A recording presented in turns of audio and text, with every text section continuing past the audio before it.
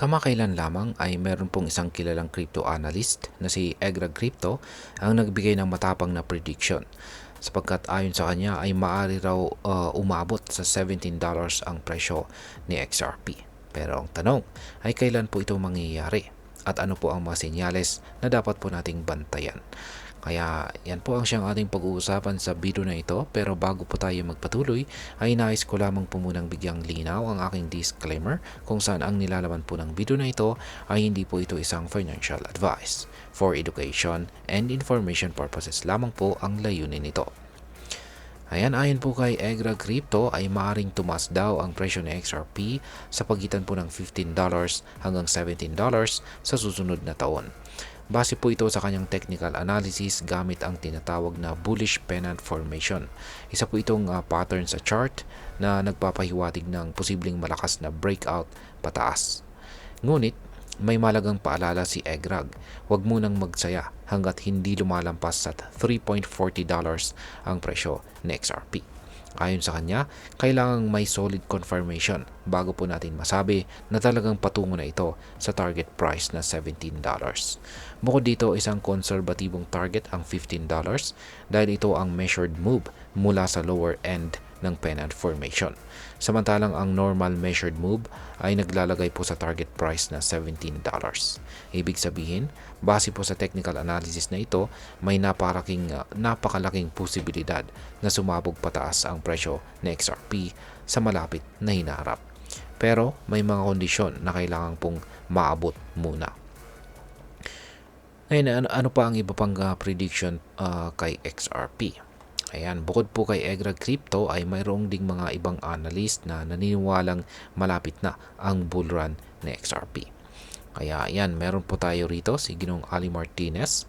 Ayan po yung kanyang chart. Ayon naman sa kanya ay posibleng umabot po. Umabot po muna sa $3.35 sa XRP sa loob ng maikling panahon. Base po ito sa kanyang cup and handle pattern na kasalukuyang nakikita sa chart ng XRP. Ayan, sunod ay si Dark Defender. Ayan naman po yung kanyang chart. Sinabi niya na kung makakapanatili si XRP sa price level na 2.7740, maaaring umakyat daw ito ng hanggang $4. At ayan, meron din po tayo si Andre Jack pero wala po siyang chart dito. Isa na rin po siyang analyst na naniniwalang posibleng umabot pa sa $100 sa XRP sa susunod na market cycle, lalo na kung matapos na ang kasong kinakarap ni Ripple laban sa US SEC. Ngayon, ano ang ibig sabihin nito? Ayan, ipinapakita lang nito na maraming experts ang naniniwalang may malaking potensyal si XRP sa mga susunod na buwan o taon. Ngunit gaya po ng lagi nating sinasabi sa crypto trading, wala pong kasiguraduhan at laging may risk. Ngayon ano ang makakaapekto sa presyo ni XRP? Ayan, marami pong mga factors o mga bagay ang maaaring magpataas o magpababa sa presyo ni XRP. At ang ilan lamang po rito ay una ay ang pagkapanalo po ng Ripple laban sa SEC. Kapag na-clear na po ang legal issues ng Ripple, maraming investors ang mas magiging kumpiyansa kay XRP na maaari pong magdulot ng price surge. Pangalawa ay ang approval po ng XRP ETF. Ayon po sa ilang analyst, ang US SEC ay nagbigay po ng positibong signal sa application po ng Grayscale at saka 21 shares para sa XRP ETF.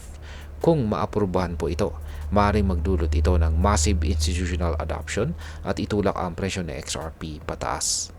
Pangatlo ay ang overall market trend. Kung bullish po ang buong crypto market, malaki rin ang posibilidad na madala ni XRP sa mataas na presyo. Ayan, or umangat siya sa mas mataas na presyo. At ang pang-apat ay ang technical breakouts. Gaya po ng nabanggit, kailangan po munang mag-breakout sa XRP sa mga major resistance levels tulad po ng $3.40 bago po ito tuluyang umakyat patungo sa $17. Kaya kung isa ka pong XRP holder, panatilihing updated at bantayan po ang mga key levels na ito. At ngayon ay ano naman ang maaaring maging epekto nito para sa atin bilang mga Pinoy crypto traders at investors.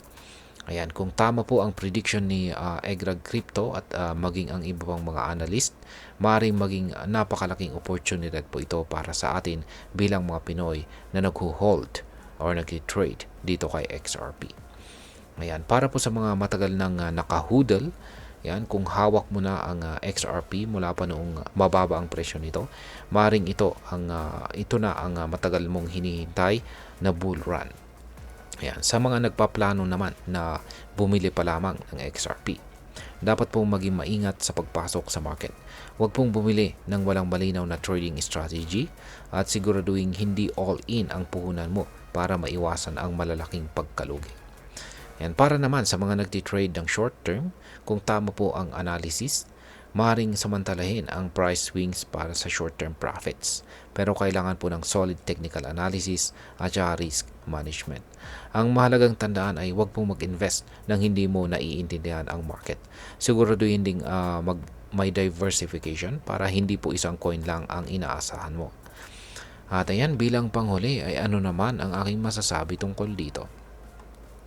Ayan.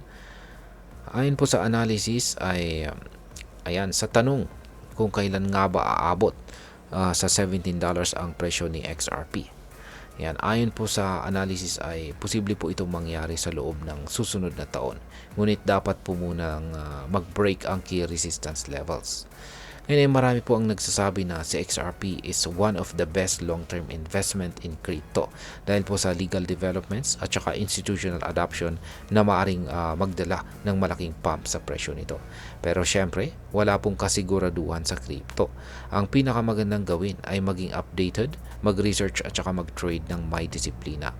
Kung sa tingin mo po ay may potential si XRP, maghanda ka para sa bull market. Pero huwag kalimutang magkaroon ng risk management. At ayun, hanggang dito na lamang po tayo sa video na ito mga ka-crypto. Sana po ay inyong nagustuhan ang aking paliwanag sa video na ito. Kung inyo po itong nagustuhan, pakiclick lamang po ang like button nito.